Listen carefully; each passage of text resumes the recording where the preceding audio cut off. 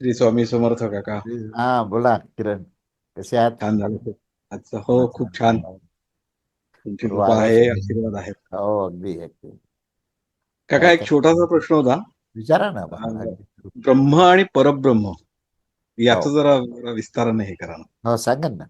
ब्रह्म जे आहे ते निर्गुण निराकार आहे, आणि परब्रह्म जे आहे ते सगुण निराकार आहे.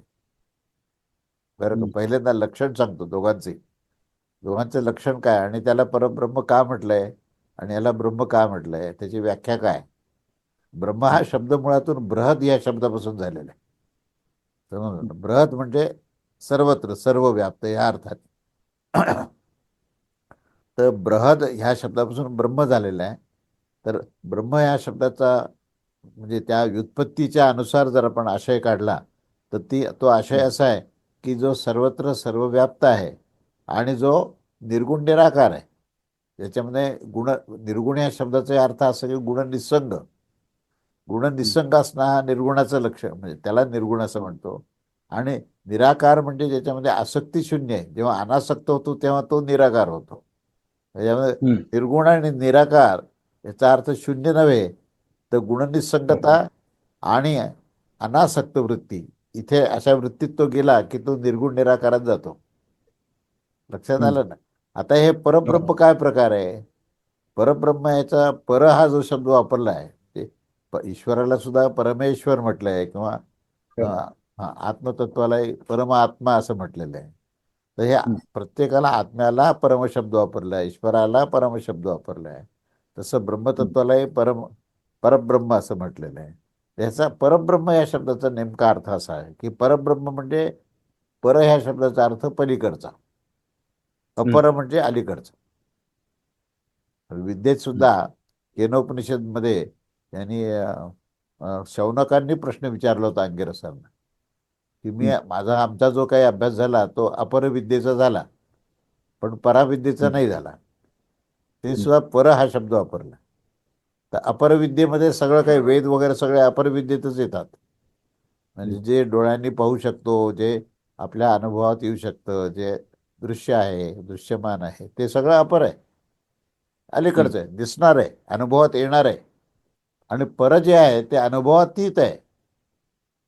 हम्म, काय? आणि ते सगुण निराकार का म्हटलंय त्याला? कारण त्याचा तो अनुभवातीत जरी असला तरी तो अत्यंत संवेदनशील आहे. हम्म, आणि तुम्ही तुम्ही जेव्हा आपल्या संवेदना आणि आपला भाव तिथे व्यक्त करता तेव्हा तो तुम्हाला त्याचा अनुभव देतो. तो हम्म, भावग्राह्य आहे तो. त्यामुळे परमेश्वर कसा आहे, भावग्राह्य आहे.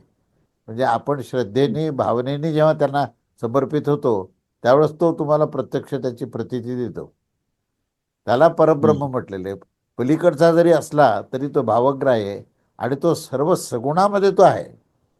सगुण हो, निराकार काय म्हटलंय, की प्रत्येक सगुण जो प्रत्येक जीव मात्र, प्राणी मात्र, अणुमात्र याचं जे अस्तित्व आहे ना, त्या अस्तित्वाच्या तो अधिष्ठानातच नाही, तर तो हम्म, आविष्कारातही आहे. जो वा, अधिष्ठानासहित आविष्कारात असतो त्यालाच हम्म, पर असा शब्द वापर. वा, म्हणून ब्रह्म हे अधिष्ठान आहे, पण परब्रह्म हे अधिष्ठानासहित आविष्कार आहे. हम्म, हम्म, हम्म. हा महत्वाचा भेद आहे. म्हणजे जे संत आहेत ते सगळे परब्रह्म आहेत. हो, अच्छा अच्छा. त्याची मूर्ती जी आपण पाहतो, जे आता विठ्ठलाची मूर्ती पाहिली किंवा हम्म, प्रभू रामचंद्राची मूर्ती पाहिली, तर ते हम्म, परब्रह्म म्हटलंय त्याला. याचं परब्रह्म. कारण हो, याचं कारण असं आहे की ते मूर्तामध्ये अमूर्त आहेत. हो, हा म्हणजे दिसणारं जरी ती मूर्ती असली तरी हा, असणारं ते आत्मतत्वच आहे. बरोबर.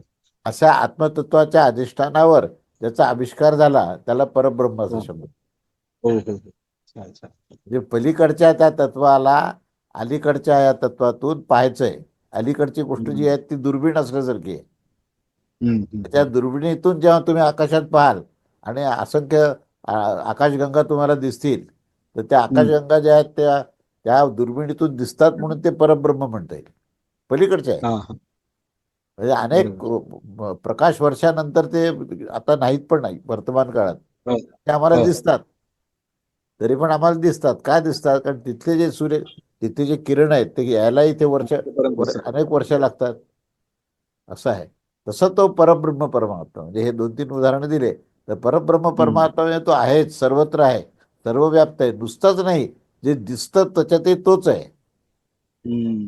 अशा प्रकारचा तुमचा एकदा भाव निर्माण झाला तर तुम्ही परब्रह्म परमेश्वराच्या जवळ आले. वा वा वा. आलं लक्षात? खूप छान. स्वामींची बरोबर. कृपा अखंड. श्री स्वामी समर्थ काका, नमस्कार करतो. आशीर्वाद का आशीर्वाद. बोलतीये खूप सुंदर विचार लागतात आणि तुम्ही हा इतकं सुंदर उत्तर दिलं आता. हा खूप आनंद अहो, झाला. म्हणजे ब्रह्म आणि परब्रह्म याचा खूप सुंदर भेद स्पष्ट केला. हा ब्रह्माचं अजून एखादं उदाहरण सांगा ना, एखादं अजून. सांगतो ना. परब्रह्मची उदाहरण ब्रह्म एखादं सांगा अजून. हो हो अगदी सांगतो की म्हणून मी सगुण सगुण निराकार असा जो शब्द वापरला, हा शब्द परब्रह्मालाच वापरता येतो. आणि बरोबर.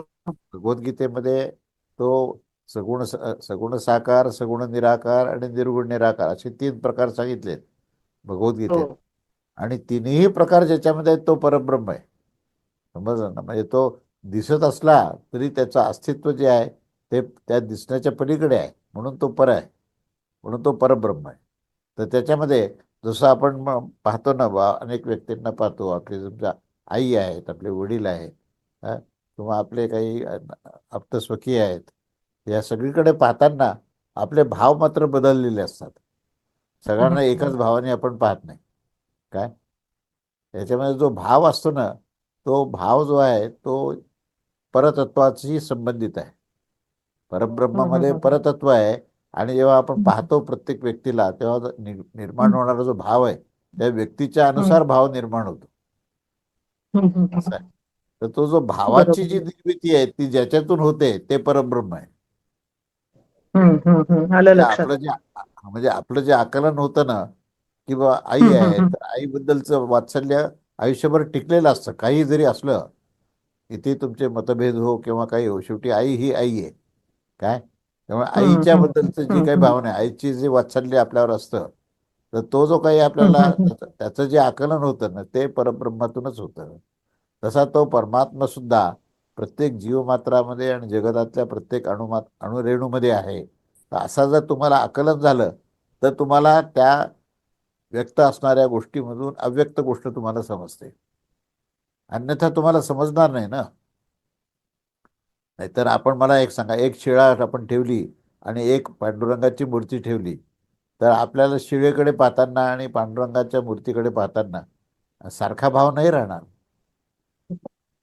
मग आपण काय म्हणतो, ती जी मूर्ती आहे ना ते परब्रह्म परमेश्वर. त्याचं अभंगात सुद्धा वर्णन करताना त्याला परब्रह्मच म्हटलेलं आहे. तर ह्याचा अर्थ काय माहिती आहे का, ते अमूर्त ब्रह्मतत्व हे मूर्त रूपामध्ये आलं तेव्हा त्या मूर्त रूपाला परब्रह्म म्हटलेलं आहे. हे फार महत्वाचा आहे मुद्दा खूपच हा. सुंदर. हा म्हणजे खूपच सुंदर. बघा. खूप सुंदर. हा म्हणजे जेव्हा तुम्ही एखादं नाही, कीर्तन दरवेळेला आपण पांडुरंगाचं ऐकतो वर्णन, परब्रह्म परमेश्वर, ते आता लक्षात येत आहे. परमेश्वराची व्याख्या, परशब्दाची व्याख्या खूप सुंदर सांगितलं काका. फार छान. हो ना? हा मस्त. छान. चला आनंद आहे खूप. महाराजांची कृपा अखंड आशीर्वाद. श्री स्वामी समर्थ.